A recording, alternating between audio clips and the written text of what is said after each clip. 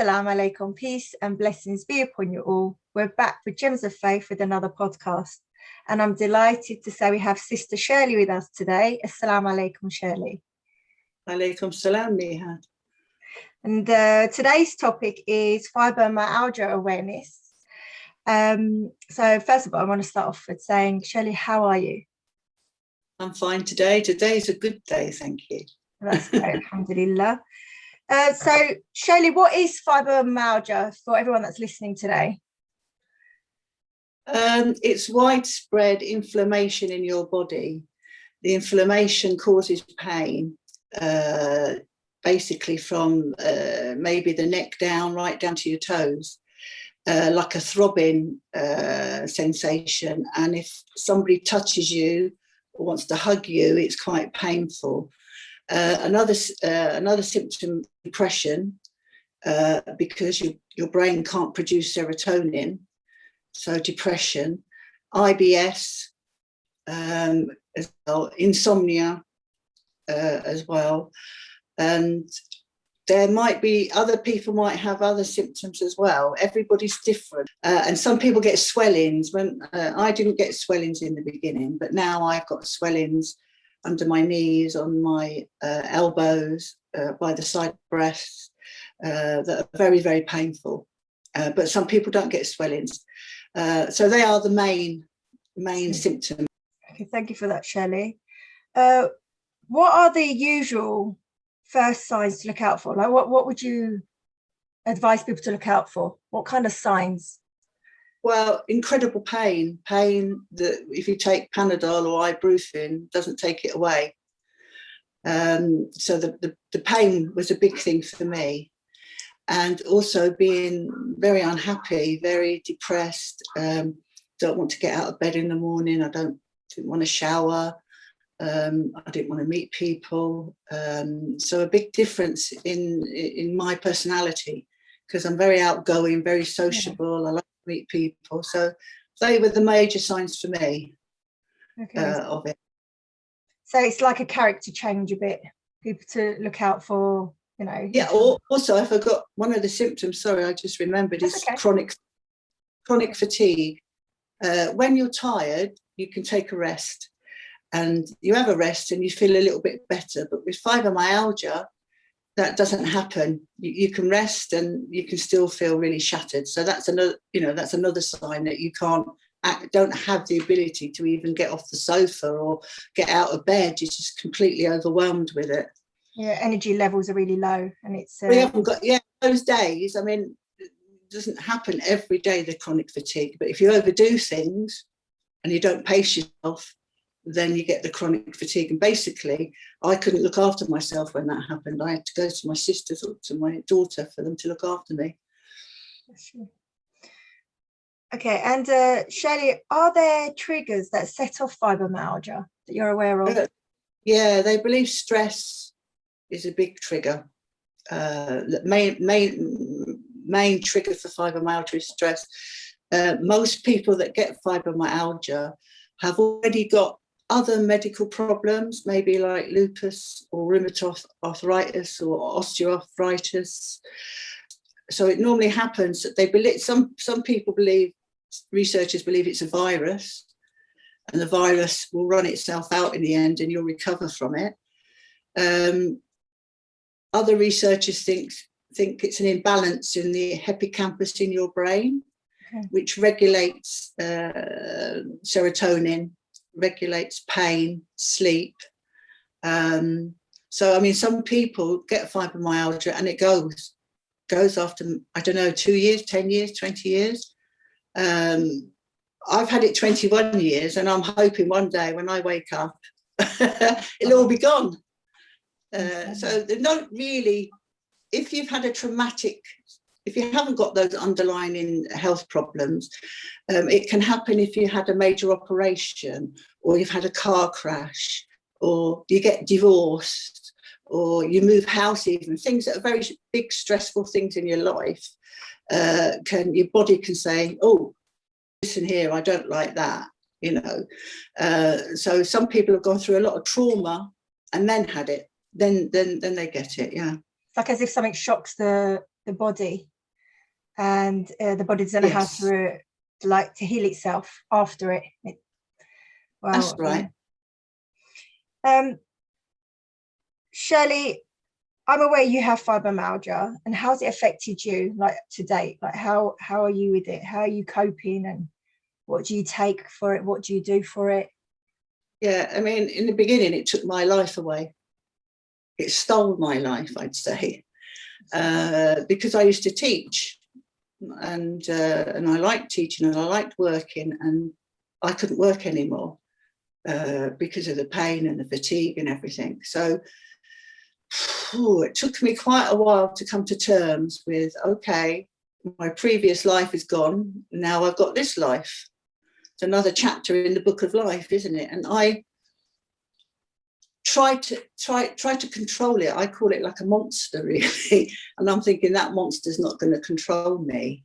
You know, if I pace myself and I don't do too much in a day, I can normally not get the fatigue so much. But I take, there's different kinds of medication. The doctor might give you amitriptyline, might give you, you know, an antidepressant, painkillers. Some people believe in sort of like the natural method of taking vitamins and things, but you'd have to be a millionaire to afford every supplement they recommend, to be honest.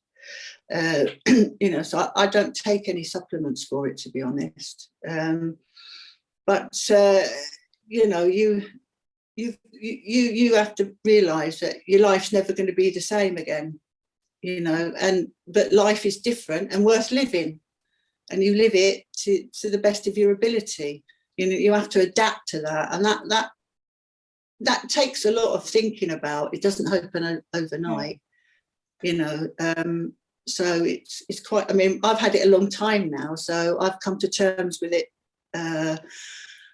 you know, quite well. I mean, I'll have to talk about breath works and meditation, mindfulness.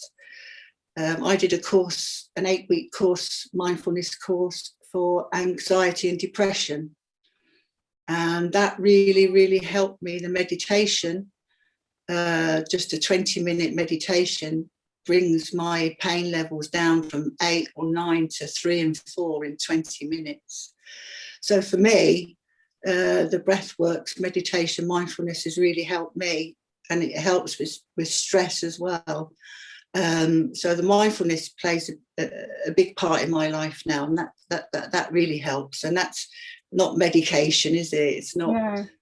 It's something I can do anywhere, any place, in the garden, in the house, or whatever, or a walking meditation I can do as well through the forest and things. So the breathworks has really helped me. Just the breathing brings down the stress, brings down, you know, calm, you know. So that's, I'd recommend that. Out of everything, I would recommend the mindfulness breathworks meditation. Thank you for that, Shirley. So would you say that's your escape route from feeling the way you do? Because there's sometimes we can overdose ourselves with so much medication out there that we might not have the pain anymore, but we're so numb to get up and do anything. So I mean, they do mindfulness meditation that the NHS provide, mindfulness breathworks, and it's you know, it's funded by the NHS. So if you're looking at the action, NHS have taken that on board as, you know, as providing it as treatment. It shows you that it must be working, you know. So you know, your doctor can refer you for that. I suppose now it'll be online because of the corona, maybe, you know, but they have all over the country in community centres. So I'd ask you, GP might not even know that this is going on. You know, you have to. That's another thing I found, that my GP didn't know anything about fibromyalgia, really. She was very sympathetic, very caring and kind. That's important, that you get a GP that can understand you. She referred me for hypotherapy that I found really, really beneficial as well. You'll be lucky if you have a hydrotherapy where you are. In Crawley, they closed it down. So yeah. go there anymore. But I'd recommend the hydrotherapy as well. In warm water, you do gentle exercises. It's wonderful. So you know, your GP, I suppose, is inundated with things all the time, and you know, they're not specialists. So sometimes you have to research your condition, know what's going on, and if there's any treatment you could have, you tell your doctor that, you know, I've read this is good. This has come from America. This has come from Canada. This has come from South Africa. Because there's hardly any funding for research into fibromyalgia in the UK, even though it's more common than arthritis. Yeah. But in North America, they have a lot of funding for it. So they have new treatments available, you know. Do you think, Shirley, there's enough awareness out there about fibromyalgia? A lot more awareness now than there ever was before. When I got diagnosed 17 years ago, you know, the rheumatologist said, you know, oh yes, you've got fibromyalgia, it won't kill you, goodbye. Now you sometimes it's on the television, people talking about fibromyalgia and things. They're even training now physiotherapists to specialise in fibromyalgia. There's pain clinics as well that you can ask your doctor to refer to, and in the pain clinic, somebody will be specialised in fibromyalgia. Because what I found in the beginning, that I was in so much pain that, you know, when I had to be hospitalised several times, they couldn't comprehend what kind of pain I was in.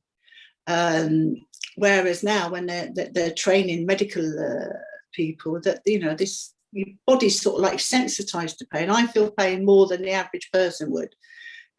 So if you're in some kind of pain, it's going to be extreme maybe for a fibromyalgia patient, you know.